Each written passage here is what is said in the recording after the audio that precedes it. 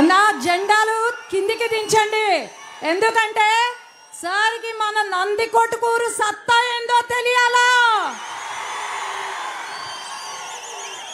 ఒక సామాన్య రైతు కుటుంబం నుంచి వచ్చి దేశ రాజకీయాల్లోనే ప్రపంచం సృష్టిస్తున్న రాజకీయ చాణక్యులు అందరికీ ఒక ఇన్స్పిరేషన్, ఇన్నోవేషన్ మన నారా చంద్రబాబు నాయుడు గారు ఈరోజు నందికొట్కూరుకి రావడం అనేది ఎంతో గర్వకారణంగా ఉంది. ఈరోజు నందికొట్కూరు మరి ఒకప్పుడు నందనవనంగా ఉండే నందికొట్కూరు మరి ఈ రోజు ఈ 5 సంవత్సరాలు ఎలా ఉంది అని మీరందరూ ఆలోచన చేసుకోండి. ఆనాడు చంద్రబాబు నాయుడు గారి హయాంలో బైరెడ్డి రాజశేఖర్ రెడ్డి గారు ఎమ్మెల్యేగా ఉన్నప్పుడు జరిగిన అభివృద్ధి మన నందికొట్కూరుకి 700 కోట్లతో అభివృద్ధి జరిగింది. మరి ఇప్పుడు ఈ 5 సంవత్సరాల్లో ఏమైనా అభివృద్ధి జరిగిందా అంటే ఏం లేదు. కోళ్ళ ఫామ్ లాగా ఉండే ఒక ఇండోర్ స్టేడియాన్ని కట్టించారు అంతే తప్ప ఇంకేం లేదు. ఇక్కడ ఉన్న ఎంపీ ఏం శాంక్షన్ చేశాడయ్యా అంటే బోర్వెల్ శాంక్షన్ చేశాడంట మన నందికొట్కూరుకి. ఈరోజు ఒకటే అన్న, నందికొట్కూరు నియోజకవర్గము ఒక ఎస్సీ రిజర్వేషన్కి చెందిన నియోజకవర్గం ఇది. ఇక్కడ ఎవరి గుప్పెట్లో లేరు ఇక్కడ ఎమ్మెల్యేలు. ఇక్కడ సత్తా ఏందో ఇక్కడ మన ఎమ్మెల్యేలకు ఉంది. అంతేకాని ఎవరో బాలనటులు వస్తే వాళ్ళ మాటలు విని బెదిరిపోయే వాళ్ళం కాదు.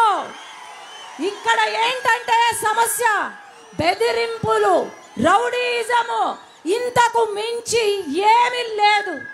ఈరోజు బైరెడ్డి కుటుంబంగా బైరెడ్డి రాజశేఖర్ రెడ్డి గారి వారసత్వం నాదే, ఇంకెవరితో కాదు.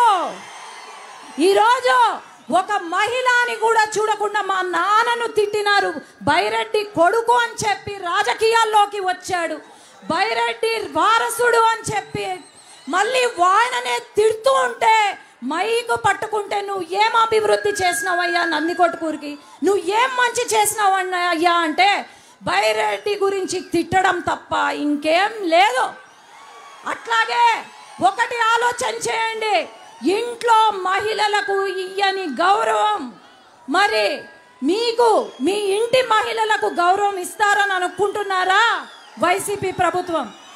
ఈరోజు నా పైన కేసులు పెడితే సహించాను, మా నాన్నను తిడితే సహించాను, కానీ మా అమ్మను కూడా ఇక్కడ నందికొట్కూరులో తిట్టడం అనేది ఎంతవరకు సబబు? ఆ రోజు మొన్న తడుతూరికి పోయినాను నేను. తడుతూరు పోతే మరి మా చిన్నాన్న అంటే బైరెడ్డి సిద్ధార్థ వాళ్ళ నాన్న ఎవరో రౌడీ వెధవలతో ఆయన తప్పించినా పర్లేదు, నేనేం ఫీల్ అయి ఉండేదని కాదు, కానీ ఎవరో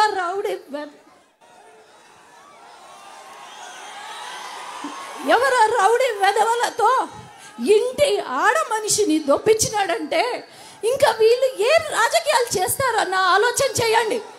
నందికొట్కూరు ప్రజలు మళ్ళీ చంద్రబాబు నాయుడు గారు సీఎం కావాలి. ఇక్కడ నందికొట్కూరు అంటే రౌడీల చేతుల్లో కాదు, మంచి నాయకుల చేతుల్లో ఉండాలి అని నేను కోరుకునేదాన్ని.